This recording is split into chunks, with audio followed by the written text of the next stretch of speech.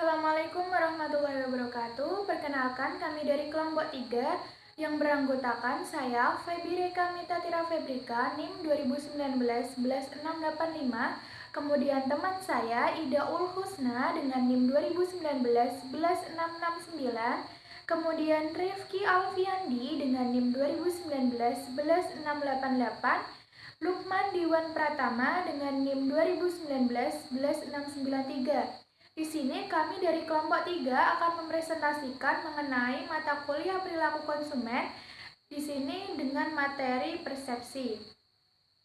Materi yang pertama yaitu saya akan membahas mengenai pengertian persepsi dan persepsi konsumen. Pengertian persepsi. Persepsi adalah proses bagaimana rangsangan atau stimuli-stimuli diseleksi, diorganisasikan, dan diinterpretasikan atau diberi nama atau arti. Kemudian persepsi konsumen. Di sini persepsi konsumen adalah suatu proses yang membuat seseorang memilih, mengorganisasikan, dan menginterpretasikan rangsangan-rangsangan yang diterima menjadi suatu gambaran yang berarti dan lengkap tentang dunianya. Kemudian yang kedua, B, yaitu bentuk-bentuk persepsi. Bentuk-bentuk persepsi, proses pemahaman terhadap sebuah stimulus yang diperoleh oleh panca indera yang menyebabkan persepsi menjadi berbagai jenis. Menurut Apruebo 2005, mengemukakan berbagai bentuk persepsi diantaranya. Yang pertama yaitu ada persepsi visual, yang kedua adalah persepsi auditori, kemudian yang ketiga persepsi peraba, yang keempat adalah persepsi penciuman, dan yang kelima yaitu persepsi pengecapan. Materi selanjutnya akan disampaikan oleh teman saya Ida Ul Husna. Selanjutnya, saya Ida Ul Husna, NIM 2019-11669. C. Syarat terjadinya persepsi. Syarat-syarat terjadinya persepsi adalah sebagai berikut. A. Adanya objek yang dipersepsi. B. Adanya perhatian yang merupakan langkah pertama sebagai suatu kesiapan dalam mengadakan persepsi. C. Adanya alat indera atau reseptor sebagai alat untuk menerima stimuli. D. Syarat sensori sebagai alat menerus stimulus menuju ke otak yang kemudian sebagai alat untuk mengadakan respon. E. Proses persepsi. Pemrosesan persepsi ialah suatu deret atau seri kegiatan di mana rangsangan atau stimuli dipahami, diubah menjadi informasi dan disimpan. Pada dasarnya, persepsi merupakan proses hidup sebagai makna yang kita hubungkan berdasarkan pengalaman masa lampau, rangsangan yang kita terima melalui panca indera. Tahapan-tahapan pembentukan suatu persepsi. 1. Keterbukaan atau exposure.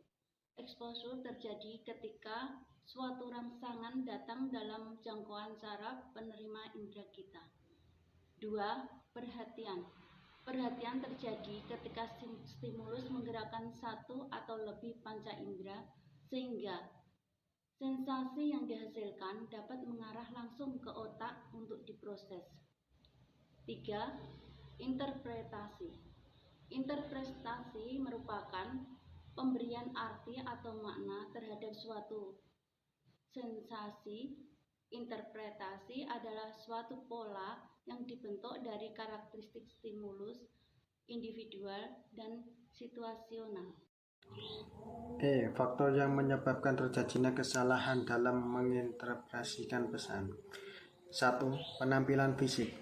Penampilan fisik ini sering membuat konsumen keliru dalam menginterpretasikan suatu objek pemasaran. Yang kedua, stereotip. Stereotip adalah perangsang, mengacu pada kecenderungan dalam menilai orang ke dalam suatu kategori tunggal atau kelas. Yang ketiga, pesan pertama. Kesan pertama yang diterima saat bertemu, mendapatkan sapaan atau bahkan layanan yang mengesankan. Seseorang akan langsung menilai bahwa perusahaan tersebut memiliki standar yang berkualitas, meskipun fakta yang sebenarnya belum bisa dipastikan. F. Dinamika persepsi. Menurut Schiffman dan Kanu, Di bawah alam sadarnya, konsumen memilih dalam mempersepsikan aspek-aspek lingkungannya. Interaksi tersebut berasal dari berbagai faktor yang diantaranya: 1. Faktor stimulus. Faktor stimulus merupakan karakteristik dari rangsangan itu sendiri. Yang kedua, faktor individual. Faktor individual merupakan karakteristik seseorang mengenai ketertarikan atau interest dan kebutuhannya atau need. Yang ketiga, faktor situasional. Faktor situasional adalah faktor di dalam lingkungan objek yang dapat mempengaruhi tingkat kepekaan konsumen terhadap stimuli. Yang keempat, faktor keterlibatan program. Pada umumnya, audien atau konsumen memperhatikan iklan yang ada karena didukung oleh suatu program atau isi editorial, bukan karena pesan dari iklan tersebut. Baik, nama saya Lukman Diwan Pratama, NIM 2019-11693. Saya akan melanjutkan presentasi dari kelompok kami. G. Karakter yang mempengaruhi persepsi. 1. Sikap. Sikap merupakan kecenderungan yang dipelajari untuk berperilaku dengan cara yang tetap, baik itu menyenangkan atau tidak terhadap objek tertentu. 2. Motivasi. Rasa ketidakpuasan individu terhadap mutu suatu produk akan mendorong mereka untuk memiliki pengaruh yang kuat terhadap persepsinya. 3. Interest. Tidak diragukan lagi bahwa minat seseorang dengan orang lain pasti berbeda. Apa yang diperhatikan oleh seseorang dan apa yang dirasakan dalam situasi tertentu bisa jadi berbeda satu dengan yang lainnya. 4. Experience. Pengalaman. Fokus dari karakter ini yaitu berhubungan dengan individu yang mempunyai pengalaman masa lalu. 5. Ekspektasi.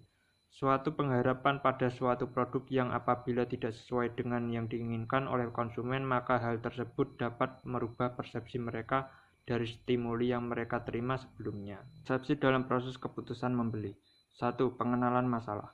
Proses pembelian konsumen terhadap suatu produk dimulai dengan pengenalan masalah atau kebutuhan dari diri konsumen. 2. Pencarian informasi. Konsumen sering mencari jumlah informasi produk dari orang lain. 3. Evaluasi alternatif. Setelah melakukan pencarian informasi selanjutnya, konsumen harus melakukan penilaian tentang beberapa alternatif yang ada. 4. Keputusan pembelian. Setelah tahap-tahap awal tadi sudah dilakukan oleh konsumen, sekarang konsumen menentukan pengambilan keputusan. 5. Perilaku setelah pembelian. Setelah melakukan pembelian, konsumen mungkin akan merasakan tingkat kepuasan atau ketidakpuasan. Demikian presentasi dari kelompok 3 perilaku konsumen. Mohon maaf bila ada kesalahan kata. Mohon maaf. Wassalamualaikum warahmatullahi wabarakatuh.